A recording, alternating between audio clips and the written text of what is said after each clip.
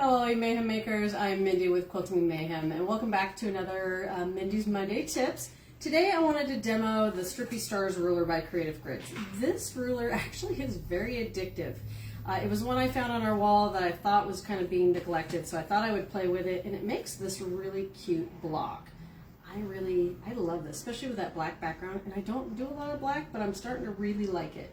So I thought I'd just kind of demo it. Now, just so you know, Creative Grids is really good about having video tutorials for all their rulers. You can always go to the website to see how to use all their different specialty rulers. And I just love all their rulers in general. I use all of their, like the 4.5, the 4.5 by 8.5, the 6.5. We use like the 8.5 by 24 here in the store. They just are good rulers. They have a good grippy texture on the back side, so they don't slip as much as some of the other rulers. But let's get to actually demoing how to make this block. So you're going to take this ruler, and it has different increments, so you can make different size blocks. I am following for the 4.5, because that's just what I felt like playing with. So it'll give me the nice 12-inch block. So I have 4.5-inch black squares. I took a Cafe layer cake because we had some extras just sitting around needing some love, and I chopped it up. So I chopped it into some 4.5-inch squares, and then I cut 2.5-inch strips. So this is going to make kind of a scrappy block.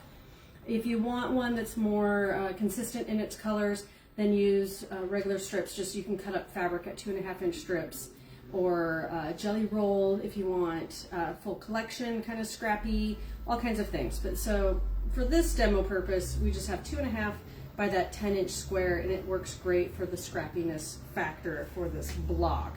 So I'll have the camera guy, Gage, come in. So you'll see I have marked, and I'll demo how to do that. So you take your square, whichever size you do. So you can start as tiny as 1-inch finished, 1.5, which is just, that's too tiny for my love. So we're gonna do this actual 4-inch finished, and I'm marking and lining up these corners and then drawing. So this will start to act kind of like a foundation template. It's just not paper, it is fabric. All right, so I've marked it. Notice it actually, the line starts up, not down in the corner, and it technically does not meet down here. The point meets up from the center.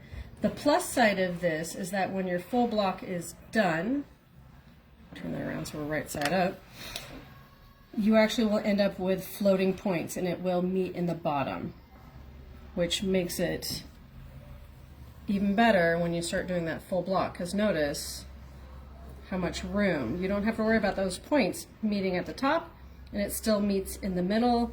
All your points are happy, like stress-free points, and who doesn't love that? And it gives you those sharper angles than if you were doing half square triangles. So when you go to the machine, you'll take one of your strips, and I'm going to lay it down first, and then what I'm doing is lining up with the print side up and roughly have it 1/4 inch from that edge. See if I can hold still for you, Gage, here. So I'm 1/4 inch here, and I'm just going to sew on that line.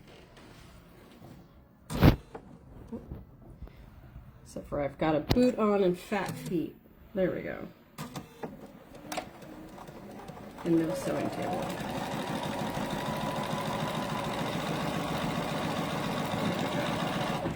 All right, and I did step out, so you can actually pull back a little bit, Gage, and I'll show you.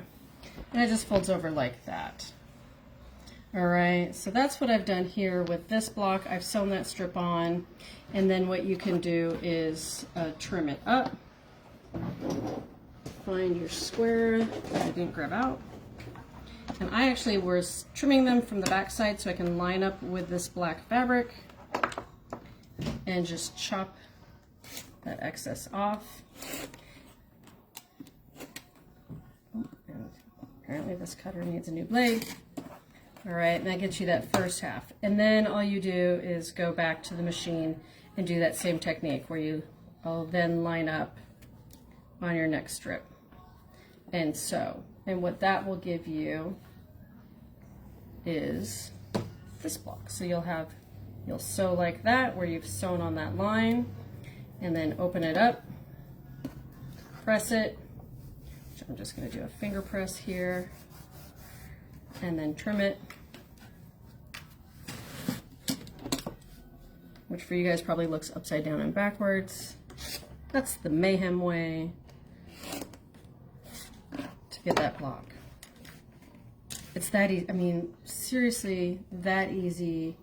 Like I said, I got super addicted and made a whole bunch of them in all kinds of fabrics because it was so easy. I love it. And then you just put them all together with that colorful center square, and your stars come out like this in that same method. And you actually leave this fabric in, is what the gal that created the ruler, she says she just leaves it. It gives you that extra stability. If you don't like that extra bulk, you can go back and go to the effort of trimming on that 1/4 inch, which with the Creative Grids is nice because there is, I don't know if you can tell, this 1/4 inch marking just inside the ruler. So I just can lay that here and trim that out of there. If you don't like that bulk, just kick it out, and that's fine too. But for me, you know what? It really didn't bother me, and I just left it to be my long armor's problem with a little extra bulk later on. It was one less step to do. All right, so that's what you get. And what's fun is you can make them different sizes. You could do a variety of sizes. You could do a bigger block and then do some smaller blocks and mix them in, or just all one quilt with all these blocks. It's whatever you want to do. The possibilities are endless because it does give you that variety of sizes all in one tool. So I hope this maybe has inspired you to try something new and fun and different. You can find it on our website. You just go to quiltingmayhem.com and type in Strippy Stars, and that's where you'll find that ruler. Or you can go to Creative Grids to check out their video, and she'll show you how she uses it, which should hopefully be about the same as what I just demoed for you, and maybe give you some more ideas. She does have some other patterns that go with this ruler also for some other projects, which are also fun. So I hope you have a lovely day and keep on stitching.